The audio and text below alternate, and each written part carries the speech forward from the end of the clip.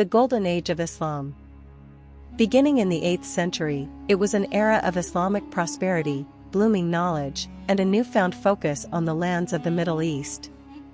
Throughout this time, it was the city of Baghdad that would be birthed as the focal point of the Golden Age, and of globally recognized learning and progress.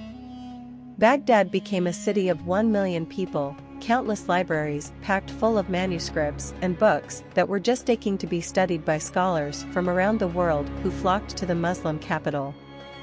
One of the most desired attractions to see once these foreigners arrived would be the Beit al-Hikmah, or the House of Wisdom.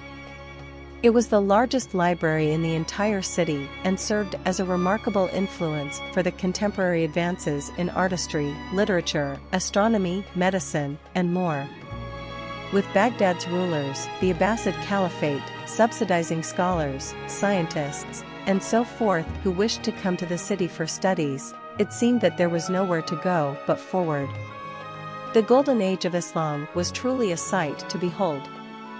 But tragically, as some say, all good things must come to an end. In Baghdad's final years of glory, it was the Abbasid Caliphate that called the city its capital. The Abbasids were the third Islamic caliphate to rule the Middle East since the life of the Prophet Muhammad after overpowering the Umayyad Caliphate in the mid-8th century.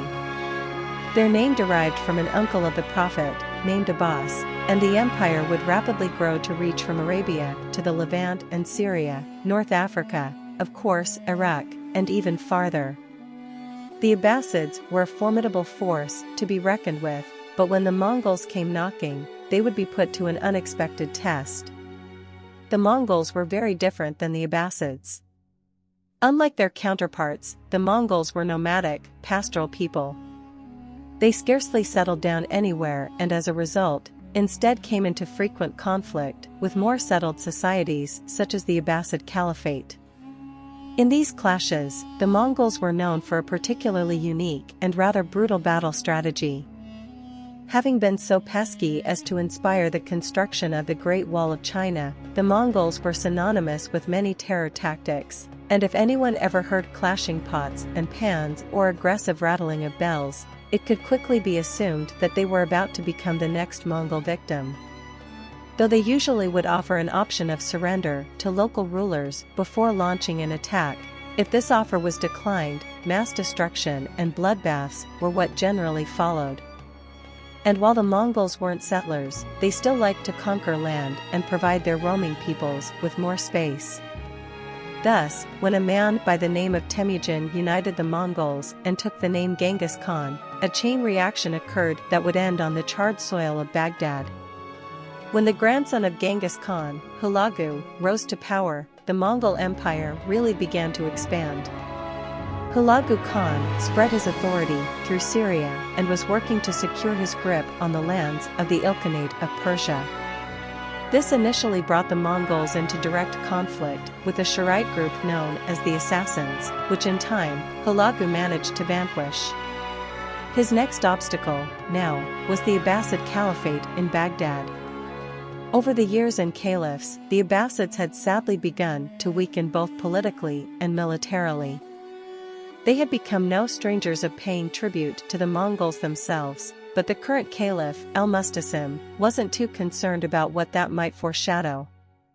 Still, the caliph had already heard rumors of Hulagu's goals and focus, but al-mustasim could not be convinced of the real threat that approached in part due to the advice of his Grand Vizier.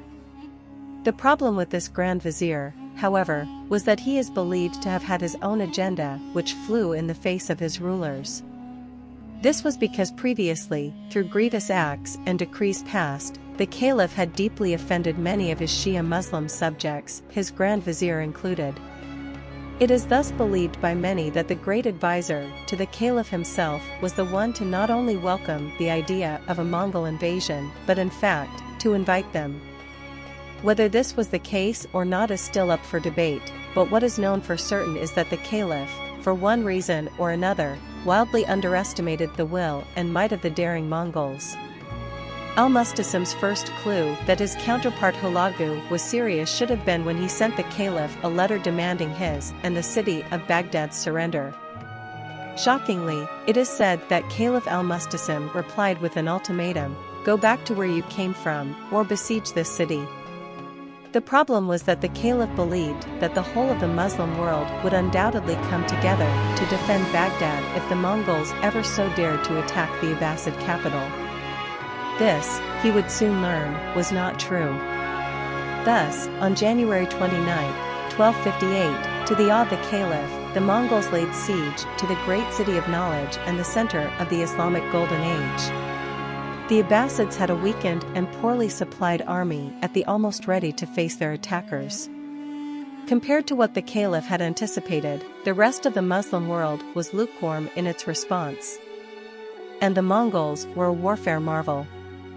It only took a few days for al-Mustasim to reconsider his earlier attitude and request to open negotiations with Hulagu.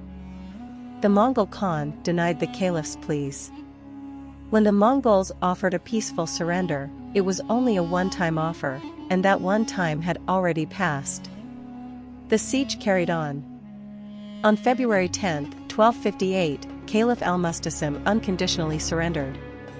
The Mongols accepted, and for the next 3 days, nothing happened.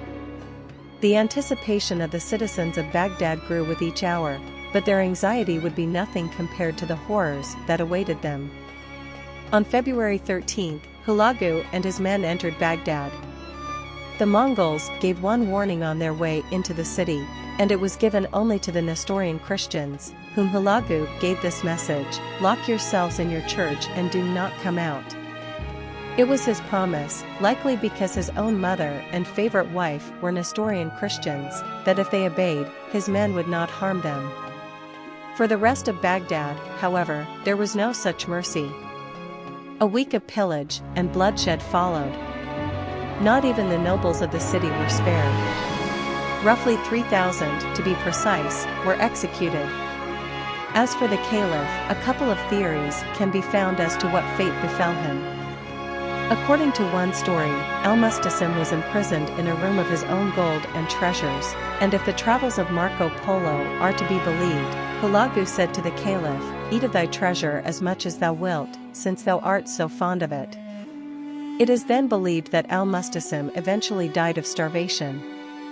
But, this nonetheless contradicts the other tale, which insists that Hulagu believed that the spilling of royal blood on Baghdad's soil would bring about catastrophic consequences in the form of natural disasters. Thus, he had Caliph al-Mustasim rolled in one of his own expensive rugs, as to catch any spillage, and then trampled to death. Whatever the cause, the last ruler of the Islamic Golden Age and its capital met his end with the city he called home.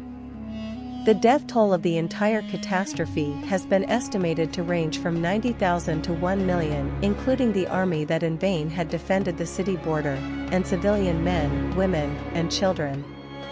Baghdad itself was nearly leveled, and what was left was set ablaze and burnt to a crisp. It's said that the river Tigris ran red with blood from the massacre.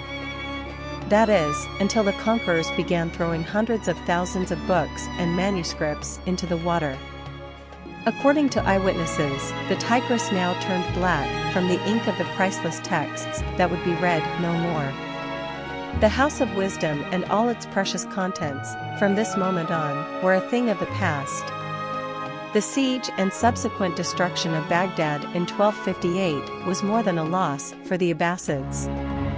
It was more, even, than a loss for the Muslim world. In fact, it was a tragic calamity upon the whole of the world. A golden age, an era of prosperity, knowledge, art, and so much more had come to an end. There are hundreds of thousands of texts no one again will ever read. Centuries of learning and progress that never got to be had, at least not in the way they could have been.